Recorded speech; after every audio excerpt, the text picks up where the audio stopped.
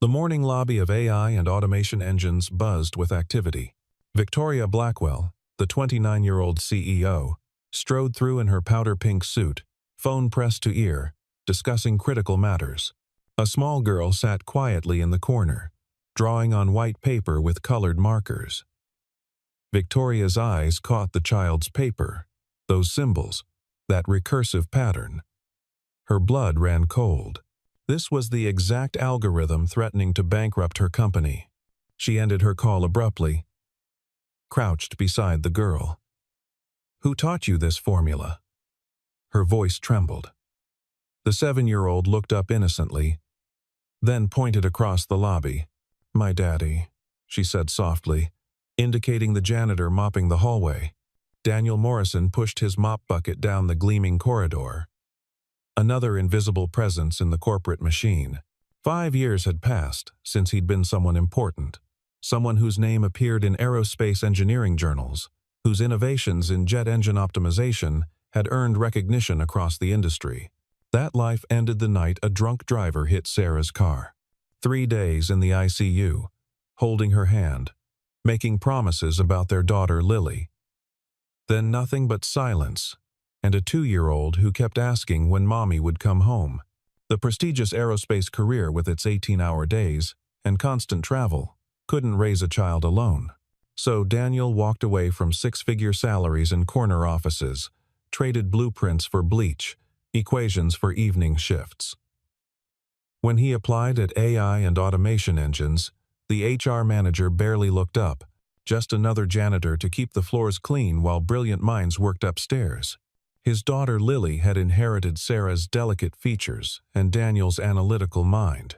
At 7, she understood patterns others missed. Not because she was pushed, but because her father's world leaked into hers through bedtime stories about airflow, weekend projects, building models, quiet explanations of why things worked. She spent after-school hours in the lobby, waiting for his shift to end, surrounded by notebooks and colored markers. The security guards knew her, kept candy at their desk for her. But to everyone else, she was just the janitor's kid, sweet, quiet, invisible. Victoria Blackwell stood at the apex of a different universe. MIT graduate, youngest CEO in company history, groomed by her father's investment firm but earning every achievement through 16-hour days, and a mind that saw patterns others missed. Her current project, an AI-driven optimization system for automation engines, represented 3 years of development, $40 million in funding. The algorithm at its heart was her breakthrough, known only to her and Marcus Webb, the chief technical officer. It should revolutionize manufacturing efficiency, but instead hit an insurmountable wall. The recursive loop created inefficiencies no one could solve. 3 teams of Silicon Valley's brightest had tried and failed. Yet here, in a child's colorful drawing, was the exact formula from her private whiteboard, the one existing nowhere outside the secure development lab. Daniel's story was one of choosing love over ambition. Before Sarah's death, he'd been rising fast, youngest senior engineer at Northrop Grumman, 2 patents pending, recruiters calling weekly. His specialty was optimization algorithms for jet propulsion, the mathematics of making engines burn cleaner, fly farther, work smarter. Sarah had been a teacher, patient with his late nights, proud of his achievements. They'd bought a house in a good school district, planned for more children, drew blueprints for a workshop where he could tinker on weekends. The drunk driver who ran the red light destroyed all those plans in 3 seconds. After the funeral, holding Lily as she cried for her mother, Daniel made the only choice that mattered. His daughter needed him present, not successful. The engineering world demanded everything travel to conferences, nights solving problems, weekends catching up. Lily needed homework help, bedtime stories, someone who never missed a school play. So he became invisible, trading intellectual stimulation for emotional availability, professional pride for parental presence. The duplex in Riverside Heights told 2 stories simultaneously. Outside, It looked like any working-class home neat lawn, aging sedan in the driveway. Flowers Sarah had planted still blooming because Daniel couldn't bear to let them die. Inside revealed the ghost of his former life. The walls displayed technical drawings, mathematical proofs, patents framed but gathering dust. A half-built jet engine model occupied the coffee table, each component labeled in his precise handwriting. Engineering journals formed neat stacks beside textbooks he couldn't throw away. This wasn't decoration but preservation, like keeping Sarah's coffee mug exactly where she'd left it. Every evening after Lily went to bed, Daniel would sit among these remnants, solving problems that no longer mattered, maintaining skills no one valued, preparing for a return he knew would never come. Victoria's world operated on different principles: power lunches, board meetings, quarterly projections. Her penthouse apartment overlooked the city, its minimalist design reflecting a life streamlined for success. No family photos, no sentimental clutter, just clean lines and expensive art she'd bought because a decorator said it showed sophistication. Her father called weekly to discuss market trends, never asking about happiness. Her mother sent invitations to charity galas, where eligible men might appear. Victoria attended, smiled, networked, then returned alone to her pristine space, opening her laptop to work until exhaustion finally brought sleep. The algorithm problem had consumed her recent weeks. If unsolved, it would trigger contract penalties, investor lawsuits, possibly bankruptcy. The formula Lily had drawn wasn't just similar to their work, it was the next iteration, the breakthrough they'd been seeking, written in purple marker by a child who should understand none of it. That evening, Victoria sat in her office, the child's drawing beside her keyboard, trying to reconcile the impossible. Marcus Webb faced her, sweating despite the air conditioning. "I need you to understand," she said, voice sharp. "This formula exists in exactly two places: my private notes and our secured server. Either you've breached protocol, or we have a bigger problem." Marcus shook his head desperately. "Victoria, I swear on my mother's life. I haven't discussed this with anyone. My wife doesn't even know what project I'm working on." She studied him carefully.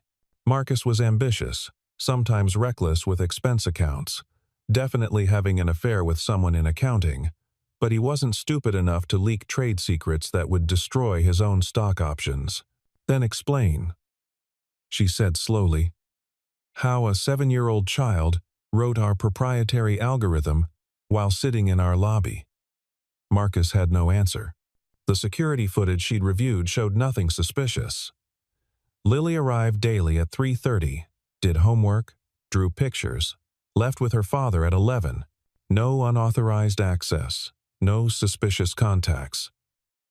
Just a little girl with markers and paper, somehow possessing knowledge that shouldn't exist outside a locked laboratory. The decision to visit Daniel's home surprised even Victoria. CEOs didn't make house calls to janitors, but this transcended corporate hierarchy. She needed to understand how her most guarded secret had appeared in a child's artwork.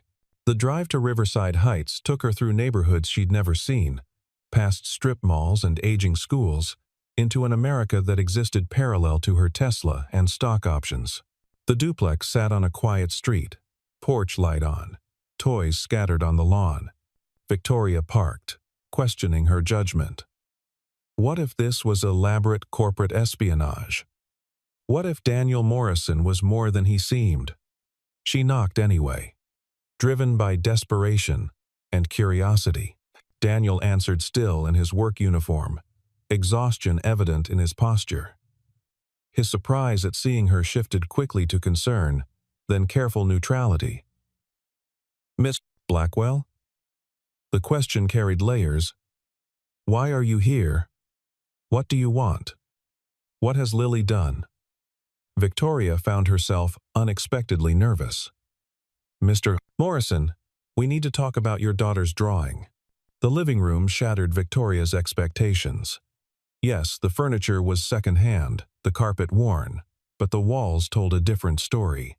Technical blueprints covered every surface, equations flowing across whiteboards, models of engines in various stages of assembly. This wasn't a janitor's home, but an engineer's workshop, frozen in time like a museum of abandoned ambition. Daniel noticed her shock. "You want to know about the formula?" he said quietly. Not a question, but recognition. Lily appeared in the doorway, clutching a stuffed rabbit, watching with intelligent eyes. "Lily, honey, go finish your reading. I'll check it later." The child nodded, disappearing down the hall. Daniel gestured to an armchair. "Coffee?" Victoria shook her head, still absorbing the room. "You're an engineer." Again, not a question. Daniel's smile was bitter. Was. Past tense. 5 years past tense. He settled into his chair, the story spilling out Sarah's death, the choice to raise Lily, the transformation from respected engineer to invisible janitor. The patterns Lily drew aren't your exact formula, but they're related to work I did in aerospace. Recursive optimization for fuel efficiency. She's been around these concepts since she could walk. Victoria processed this information, mind racing through implications. "Mr. Morrison, Daniel, the formula your daughter drew could solve a $40 million problem. We've had 3 teams working on it for months." Daniel shrugged. "She sees me working sometimes, after she's supposed to be asleep. Kids absorb more than we realize." Victoria leaned forward. "I need your help, officially. As a consultant." Daniel's expression hardened. "I chose this life. Miss Blackwell, Lily needs stability. Not a father who's never home." Victoria wanted to argue, but saw the resolution in his eyes. This man had sacrificed everything for his daughter. Her $40 million meant nothing against that devotion. She stood to leave, then paused. "If you change your mind." She left her card on the coffee table, beside the engine model. Daniel didn't pick it up. The next weeks brought crisis. Someone leaked news of the algorithm problem to TechCrunch. AI and automation engines facing bankruptcy over failed algorithm, read the headline. Stock prices plummeted 30% in 2 days. Competitors circled like vultures, spreading rumors of hostile takeovers. Victoria worked 20-hour days, trying to maintain confidence while her CFO updated her on their dwindling runway. Board members called emergency meetings, demanding solutions. Marcus Webb presented increasingly desperate fixes that didn't work. The engineering teams grew frustrated, then defeatist. Meanwhile, Daniel continued his nightly routine, mopping floors, emptying trash, invisible to the panicking executives rushing past. He heard fragments of conversation, understood the magnitude of their problem, recognized the errors in their approach. But he'd made his choice. Lily mattered more than algorithms. The media frenzy intensified. "Tech darlings fall from grace," announced the Wall Street Journal. Victoria's father called, not with support, but criticism of her leadership. Former employees gave anonymous interviews, suggesting incompetence. The board scheduled a vote of no confidence. Victoria stood at her office window, watching the city lights, wondering if this was how empire felt as Rome burned. Her phone buzzed another reporter seeking comment. She ignored it, returning to the whiteboard where she'd drawn and redrawn the formula, seeking the insight that remained elusive. The cleaned floors reflected her failure back at her. That's when she noticed Daniel in the doorway, holding his mop, but not using it. Studying her board with an expression she recognized an engineer, seeing a solvable problem. "You're approaching it wrong," he said quietly. Victoria spun around, hope and skepticism warring in her chest. The recursive loop isn't the problem. It's the solution. You're trying to eliminate it when you should be amplifying it. He set down his mop, picked up a marker, began drawing. His hands moved with forgotten confidence, equations flowing across the board. Victoria watched, mesmerized. This wasn't a janitor explaining something he'd overheard. This was expertise, deep and intuitive. The kind that came from years of high-level work. Here, Daniel stepped back. Run this modification through your simulator. Victoria grabbed her laptop, fingers flying across the keyboard. The simulation that had failed hundreds of times suddenly flowed, numbers aligning, efficiency metrics soaring. "Oh my God," she whispered. Daniel was already picking up his mop. "Wait," Victoria called. "I need you on this project. Name your price." Daniel paused at the door. "I already told you. I'm not that person anymore." He left her standing there, solution on the board, salvation within reach but dependent on a man who'd chosen mops over mathematics. The conversation that changed everything happened in the cafeteria at 2 in the morning. Victoria found Daniel eating a sandwich, Lily asleep in the booth beside him, homework scattered on the table. "She still hasn't finished her science project," Daniel explained, brushing hair from his daughter's face. Victoria sat across from them, exhausted beyond pretense. "The board's going to fire me tomorrow if I can't present a solution." Daniel continued eating. "You have the solution. I drew it on your board." Victoria's frustration boiled over. "I need more than drawings. I need someone who understands it, can implement it, defend it to investors." Daniel looked at his sleeping daughter. "What about Lily? Who watches her if I'm in meetings? Who helps with homework if I'm coding until midnight?"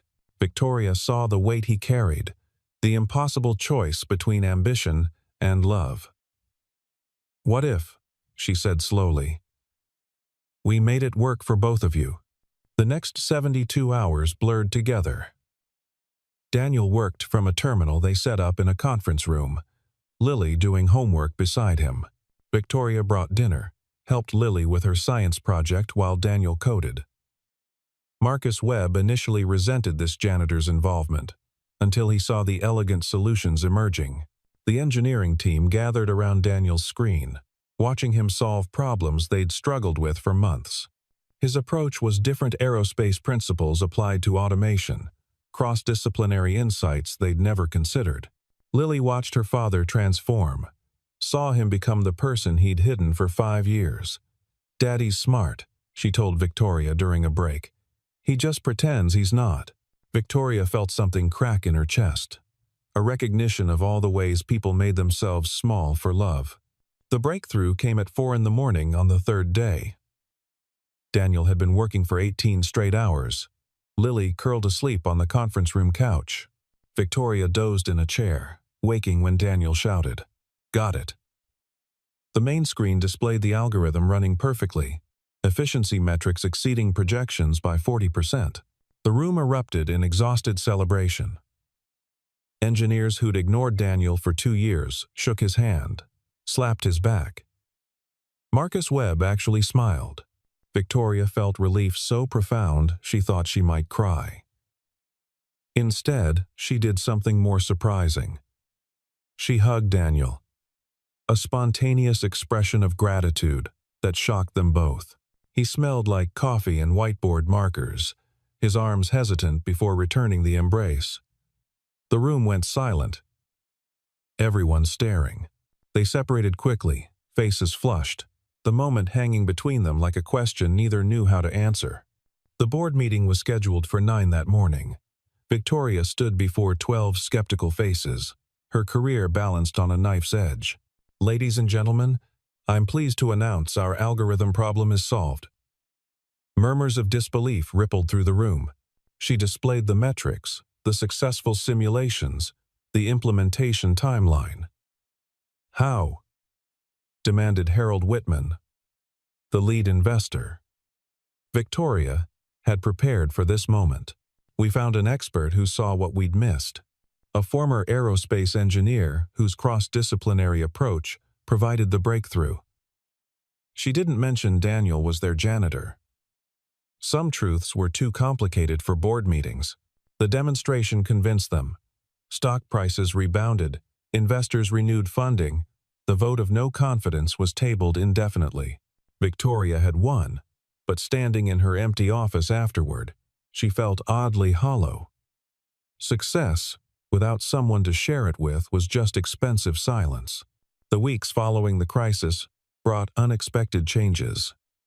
Daniel refused the consultant position Victoria offered, but he agreed to review problems occasionally, after hours, with Lily present. These sessions became something more: Victoria teaching Lily about business, while Daniel solved technical issues, the three of them forming an unlikely team. Victoria found herself looking forward to these evenings more than board meetings or investor calls. She brought pizza, helped Lily with homework, argued with Daniel about optimization strategies. The conference room became their space, separate from corporate hierarchy. Lily started calling her Aunt Vicky, a name that would have horrified Victoria months ago but now made her smile. She began keeping toys in her office, children's books in her briefcase. Her secretary noticed but said nothing, recognizing a transformation she didn't understand. Daniel noticed changes too. Victoria laughed more, worried less about her appearance, stayed late not for work but for their informal sessions. She traded some designer suits for comfortable clothes, started wearing her hair down instead of in severe buns.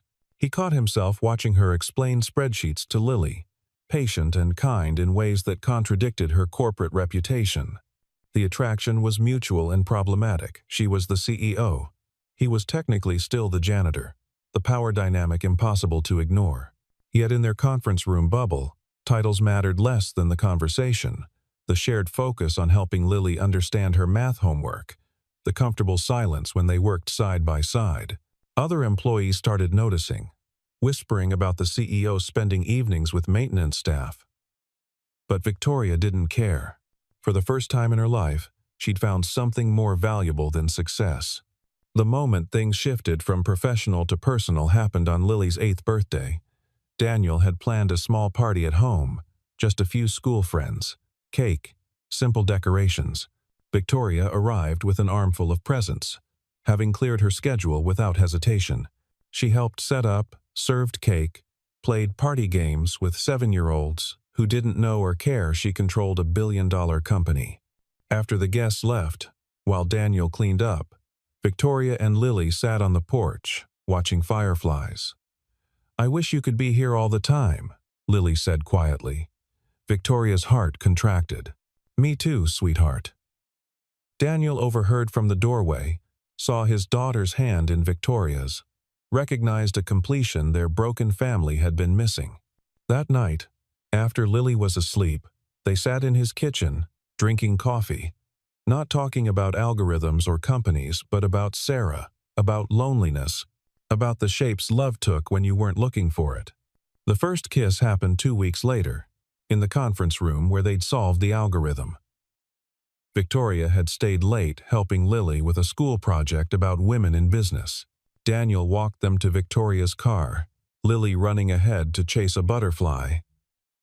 "Thank you," he said, meaning more than just the evening's help. Victoria looked up at him, seeing not the janitor or the hidden engineer, but the man who'd chosen love over glory, who'd made himself small so his daughter could grow. "Daniel," she started, but he was already leaning down, the kiss soft and questioning. She answered by pulling him closer. Months of careful distance, collapsing in an instant. When they separated, Lily stood nearby, grinning. "Finally," she exclaimed. "I thought you two would never figure it out." They laughed, embarrassed and happy. A makeshift family forming in a corporate parking lot. The relationship faced immediate challenges. Victoria's father threatened to withdraw investment funding if she continued slumming with the help. The board expressed concern about the optics. Daniel's own pride struggled with the economic disparity, her penthouse versus his duplex, her designer everything versus his Target clearance rack. They fought about money when she tried to pay for things, about time when her CEO duties interrupted family moments, about the future when neither knew how to bridge their different worlds. But they also found unexpected harmony.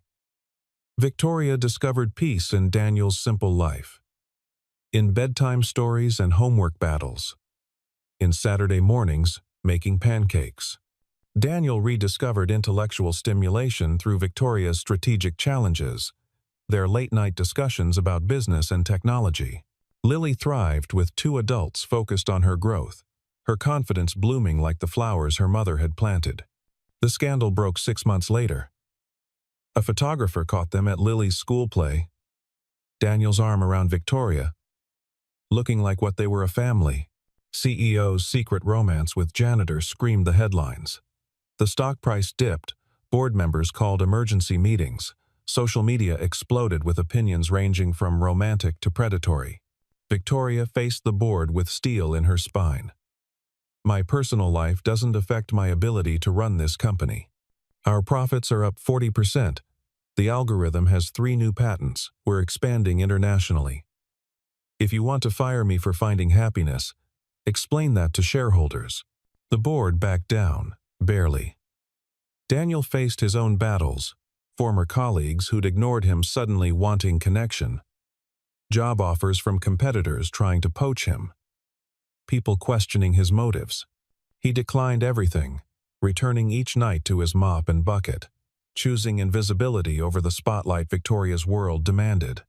The proposal happened where it all began, in the lobby where Lily had drawn the formula. Daniel had saved for months, buying a simple solitaire that seemed insignificant compared to Victoria's usual jewelry. But he knew her now, understood that she valued meaning over carrots. He proposed during a normal evening, Lily doing homework, Victoria reviewing reports beside them. "I can't offer you much," he said, kneeling beside her chair. "No yacht, no mansion, no charity galas. Just a man who fixes things, a daughter who loves you, and a promise that we'll always choose each other over everything else." Victoria's yes came through tears, Lily jumping up to hug them both, security guards discreetly wiping their eyes. The ring was perfect precisely because it wasn't, because it represented choice rather than obligation, love rather than merger. They married 8 months later in Daniel's backyard, transformed with string lights and flowers from Sarah's garden. Victoria wore a simple dress she'd bought off the rack, Daniel in a suit borrowed from his brother. Lily served as maid of honor, ring bearer, and flower girl, taking her duties seriously. The guest list mixed billionaire board members with school teachers, aerospace engineers with night shift janitors. Victoria's father attended reluctantly, surprised to find genuine happiness in his daughter's face. The ceremony was brief, the vows personal. Daniel promised to support her ambitions while keeping her grounded. Victoria promised to value their family over any algorithm or profit margin. Lily interrupted to promise she'd help them both remember what mattered. The reception featured store-bought cake and a playlist from Daniel's phone. But the joy was authentic. Marcus Webb, slightly drunk, admitted Daniel was the smartest engineer he'd ever met. The security guards formed an honor guard with their flashlights. As they danced in the small backyard, Victoria whispered, "From that first question about the formula, I should have known you'd change everything." Daniel pulled her closer. "Lily changed everything. We just finally caught up." The epilogue wrote itself over the following years. Victoria remained CEO, but restructured her priorities, working from home when possible, never missing Lily's important events. Daniel officially joined the company as Chief Innovation Officer, his janitorial past becoming legend among employees. He insisted on keeping his old uniform in his office, a reminder of choices and sacrifices. Lily grew up brilliant and grounded, understanding both struggle and privilege, equally comfortable in boardrooms and backyard barbecues. She attended MIT like Victoria, studied aerospace engineering like Daniel, but chose her own path, environmental technology, solving different problems for a different generation. At her graduation, she thanked her parents for showing her that success meant nothing without love, that formulas and algorithms were just tools, that the most important calculations were the ones that brought people together. Victoria and Daniel had 2 more children, boys who inherited their mother's business acumen and their father's technical genius. The family lived in a house that split the difference between penthouse and duplex, comfortable but not ostentatious, in a neighborhood with good schools and neighbors who didn't care about stock prices. Daniel's workshop occupied the garage, filled with projects he and the children built together. Victoria's office overlooked the garden where Sarah's flowers still bloomed, carefully tended because some things shouldn't be forgotten. They argued about normal things, whose turn to drive carpool, whether the boys were old enough for smartphones, how to balance 3 college tuitions. But every evening, they returned to each other, to homework and dinner conversations, to the formula they discovered together.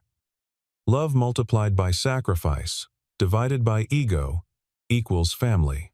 Years later, when business students studied Victoria Blackwell's leadership, they focused on the algorithm crisis, the dramatic turnaround, the technical innovation. They missed the real story: how a janitor's daughter's drawing had revealed not just a mathematical solution but a human one. How a CEO learned that power meant nothing without purpose. How a widowed engineer discovered that hiding your gifts served no one. The formula Lily had drawn that morning in the lobby wasn't just about recursive loops or optimization patterns. It was about the recursion of love, how it circled back when you least expected it. Optimizing not efficiency but existence itself. The company thrived, the family flourished, and somewhere, Sarah smiled, knowing her flowers weren't the only things still blooming in the garden Daniel tended with such care.